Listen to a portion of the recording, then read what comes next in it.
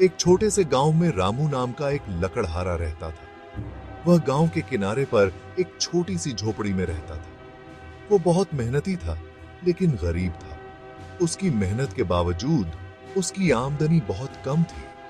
हर दिन वो जंगल जाता और लकड़ियां काट कर बेचता। यह उसका रोज का काम था, जिससे वह अपने परिवार का पेट पालता था। एक दिन वो जंगल में था। वो थक गया था।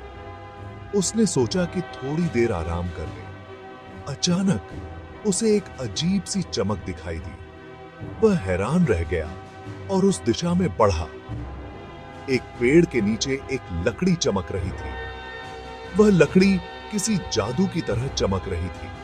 वो लकड़ी बहुत सुंदर थी। उसकी चमक ने रामू को मंत्रमुग्ध कर दिया।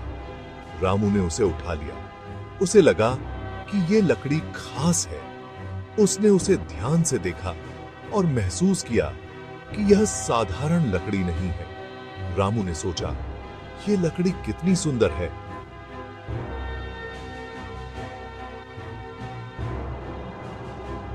इसे मैं घर ले जाऊंगा। उसने मन ही मन सोचा कि शायद यह लकड़ी उसकी किस्मत बदल दे। रामू खुश था। उसे लगा कि शायद उसकी किस्मत बदलने वाली है। वह उत्साहित होकर घर की ओर चल पड़ा। रामू ने उस लकड़ी से एक खिलौना बनाने का सोचा। वो बहुत हुनरमंद था। उसने उस लकड़ी से एक सुंदर इंसान की आकृति बनाई। उसने उसका नाम बोनी रखा।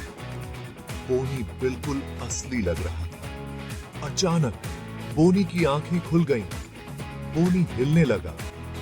रामू हैरान रह गया। उसे अपनी आंखों पर यकीन नहीं हो रहा था। क्या यह सच था?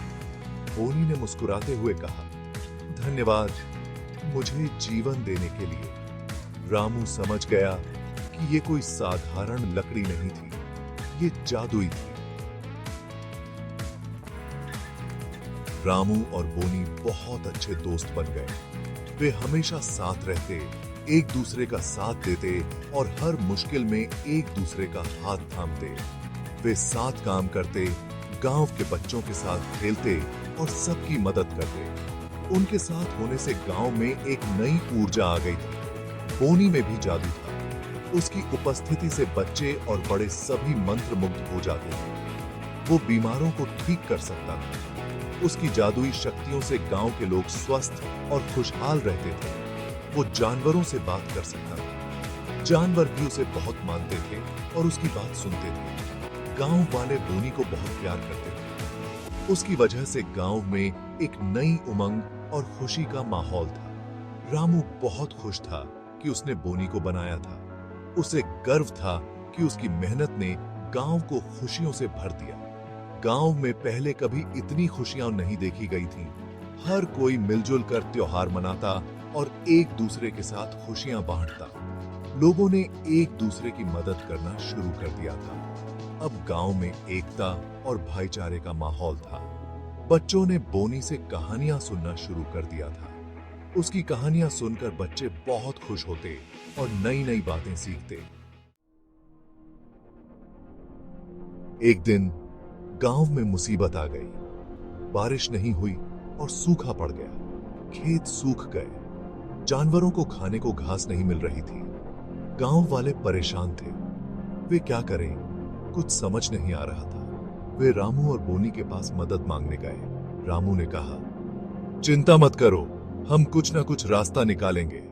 बोनी ने कहा, हाँ, हम सब मिलकर इस मुसीबत का सामना करेंगे।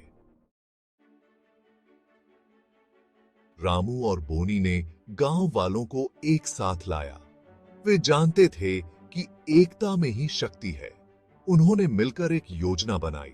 यह योजना गांव के भविष्य को बदलने वाली थी। उन्होंने फैसला किया कि वे गांव के पास एक बड़ा तालाब खोदेंगे। यह तालाब गांव की पानी की समस्या को हल करेगा। सब लोग मिलकर काम करने लगे। हर कोई अपने हिस्से का योगदान दे रहा था। बोनी ने अपनी जादुई शक्ति से सबकी मदद की। उसकी शक्ति ने काम को और भी आसान बना दिया। आखिरकार तालाब बनकर तैयार हो गया। यह सबके लिए एक बड़ी रिद्धि उपलब्ध थी। जैसे ही तालाब में पानी भरा, गांव वालों के चेहरे खिल उठे। उनकी मेहनत रंग लाई थी। रामू ने सबको समझाया कि असली जादू एकता में है। जीते चुम्मा जीती किस। हम सब मिलकर काम करते हैं तो कुछ भी असंभव नहीं होता, बोनी ने कहा। और प्यार और एकता से ही हम सब कुछ हासिल कर सकते हैं। सबने खुशी से ताली बजाई। यह उनके लिए गर्व का क्षण था। वे सब समझ गए थे कि असली इंसानियत जादू से भी बढ़कर होती है। यह एक सच्चा सबक था।